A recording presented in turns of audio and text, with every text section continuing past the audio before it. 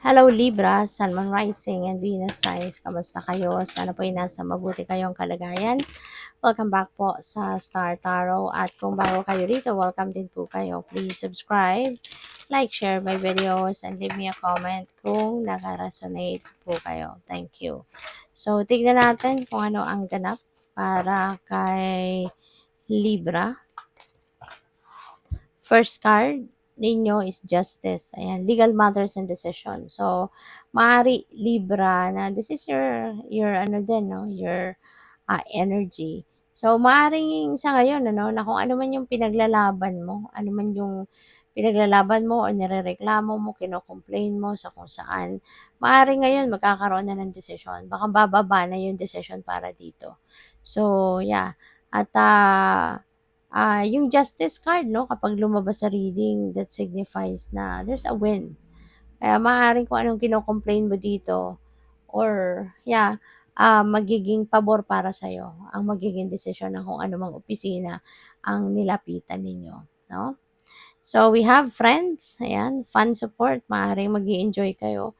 Siguro, there could be good news talaga na dadating sa inyo.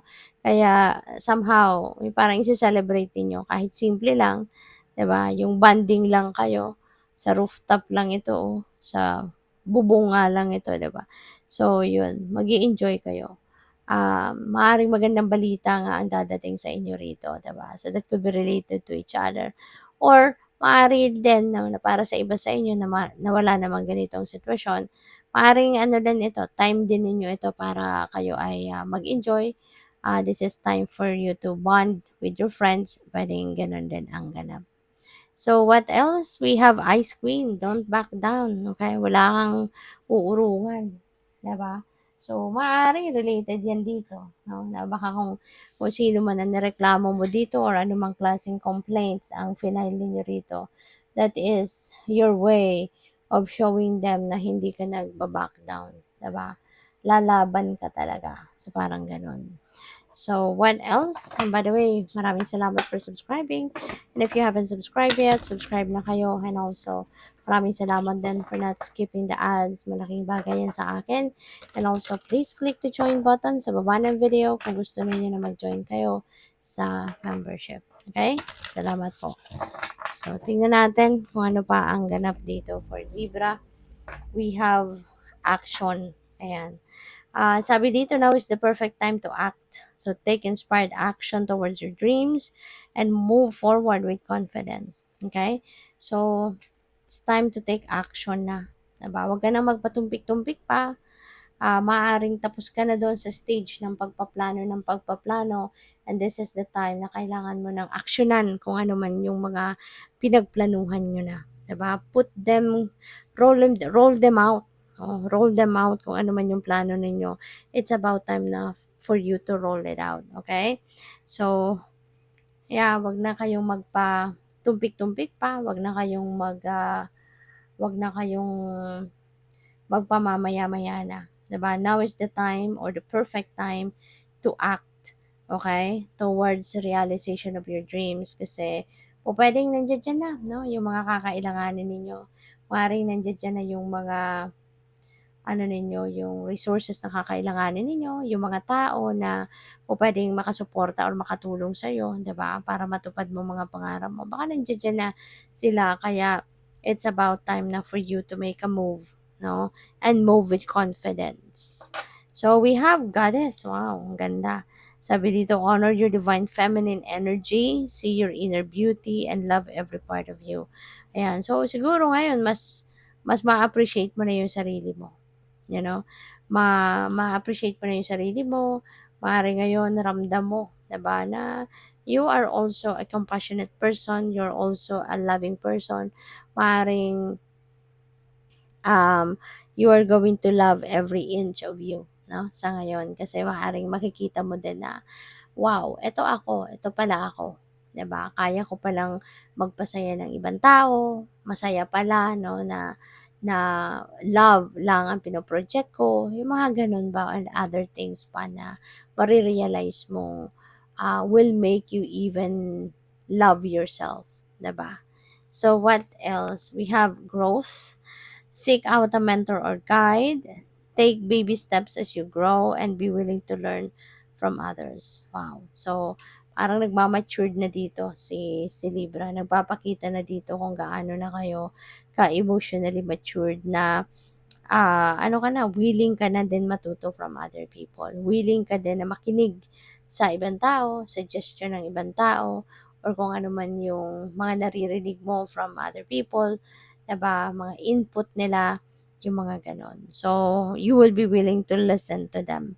And also, maaari ng iba sa inyo talaga, papunta na kayo sa pag-grow, papunta na kayo sa pag-thrive, sa pag-asenso, ganyan. Kaya po pwede, no, na naghahanap kayo siguro ng taong makakagabay sa inyo kasi po pwedeng ganadong-ganado ka na ngayon. Yung parang determinado ka na na I want to succeed in life. I want to do what I want to do. Pero maring sa pakiramdam ninyo, you need some support pa. 'Di ba? Pero at least yung willingness to improve yourself, yung willingness na maging mas mabuti kang tao or mas maging magaling ka sa mga ginagawa mo, 'di ba? Ma-hone yung talents mo, mas mahasa mo pa yung mga skills mo, 'di ba? Parang naghahanap ka ng tao na makakatulong sa'yo para mas maging magaling ka pa sa mga ginagawa mo, no? So, that's really beautiful. So, tingnan natin kung ano pa ang ganap.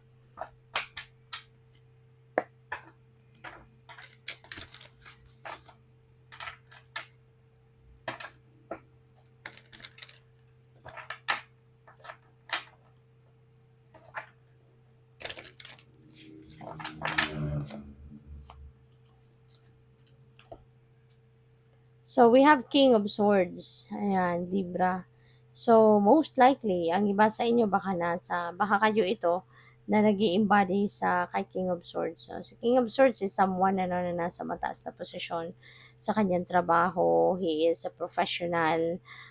Po pwede rin na, ano siya, takbuhan, no, ng mga tao when someone needs his opinion or yung kanyang professional advice, siya yung tinatakbuhan. Kaya maaaring kino-consider din ninyo, no, na lumapit sa isang katulad ni King of Swords. So, puwedeng gano'n din ang ganap dito for some of you.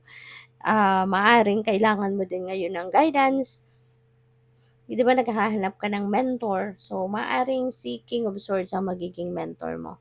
Maaaring siya yung malalapitan mo para hingian ng opinyon, ng advice, puwedeng gano'n. Or pupuwede nga na baka ikaw ito ngayon, 'no, baka ikaw yung mag-i-embody ng energy ni King of Swords, baka ikaw yung lalapitan ng mga tao. Maaaring ikaw ay isang nasa mataas na posisyon sa trabaho, at maraming tao siguro dito din ang lalapit sa'yo at hihingi sa'yo ng iyong advice, so puwedeng gano'n ang ganap diyan. So, we have Five of Wands kasi, kung kunyari ikaw nga ito, 'di ba, na naghahanap ng mentor, it's maybe because you are confused or maybe because may mga maraming bagay na hindi ka sigurado, 'no, conflicted, 'no, pupuwedeng conflicted yung isip mo or maaaring conflicted ka kung saan ka papunta, which path you are heading. Kaya maaaring si King of Swords kung sino man ang magre-represent nito sa buhay mo, maaaring siya yung lalapitan mo, 'di ba, at hihingi ka ng opinyon. So, what else? We have the Two of Pentacles and kaya siguro kayo nalilito because there are different options. Hindi lang iisa, 'no, yung option na nandiya hindi lang iisa yung opportunity, 'no, na kumakatok sa buhay mo. Kaya may kalituhan, may lito factor na naidudulot ito sa'yo. Kaya 'yun. So, yeah, go for it. Kung sa tingin mo kung sino 'to, si King of Swords na puwede mong lapitan, lapitan mo. Do not procrastinate anymore kasi unang-una sayang ng pagkakataon, sayang ng mga opportunity, sayang ng oras, 'di ba? Kung puwede mo naman mapagdesisyon ng mas maaga, 'di ba? Why not with the help of this King of Swords? So, go for it. So, good luck. Thank you for watching Love and Light. Namaste.